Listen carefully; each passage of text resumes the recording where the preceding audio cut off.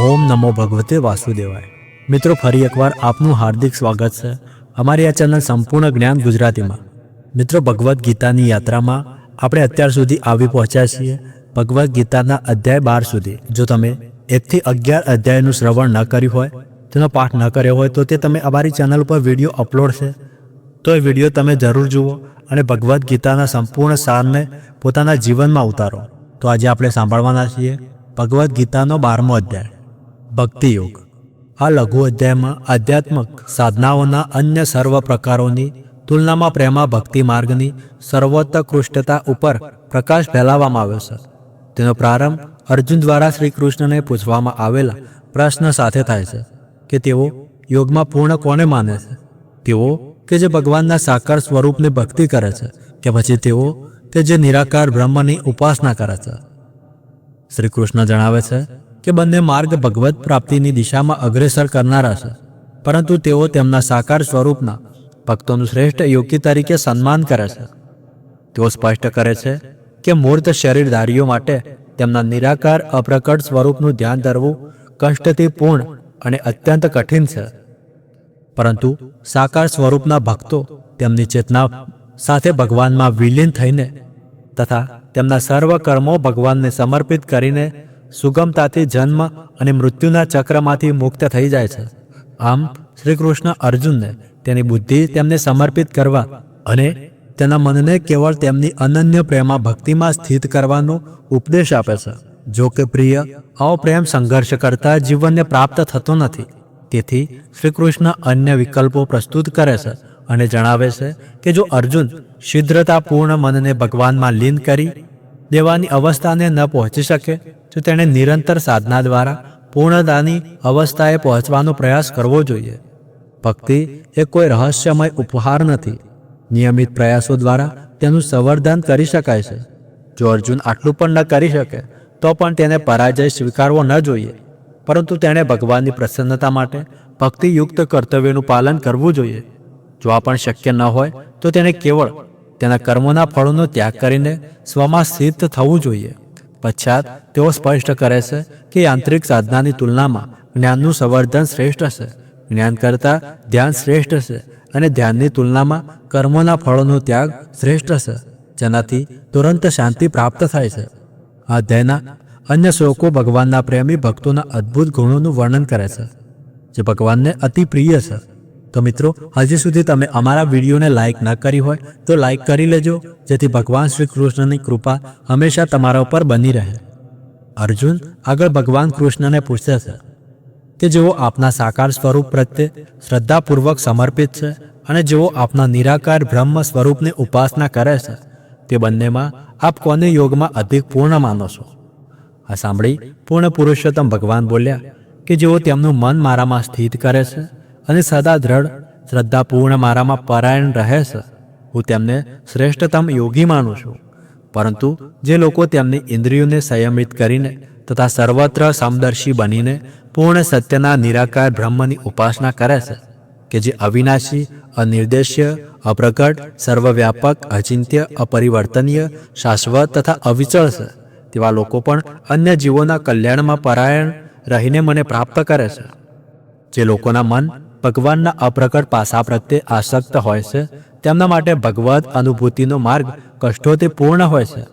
દેહધારી મનુષ્યો માટે અપ્રકટની ઉપાસના કરવી અત્યંત કઠિન છે, પરંતુ જેઓ તેમના સર્વ કર્મો મને સમર્પિત કરીને મને પરમ લક્ષ્ય માનીને મારી ભક્તિ કરે છે તથા અનન્ય ભક્તિ દ્વારા મારું ધ્યાન ધરે છે, હે પાર્થ, હું તેમને જન્મ અને મૃત્યુના સમુદ્રમાંથી શીઘ્રતાથી મુક્ત કરું છું, કારણ કે તેમની ચેતના મારી સાથે એક થઈ જાય છે।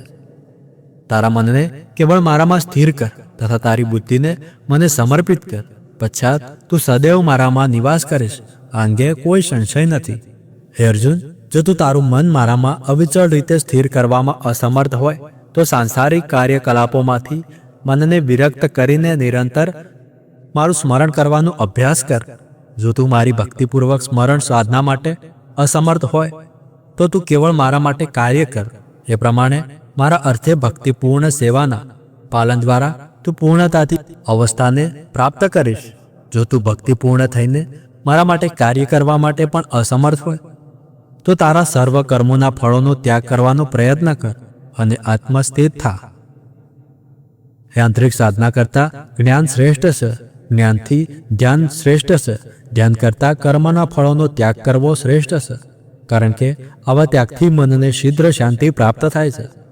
એ ભક્તો મને અતિ પ્રિય છે, જે દ્વેષ રહિત છે, જીવ માત્ર પ્રત્યે મૈત્રી ભાવયુક્ત છે અને કરુણાવાન છે.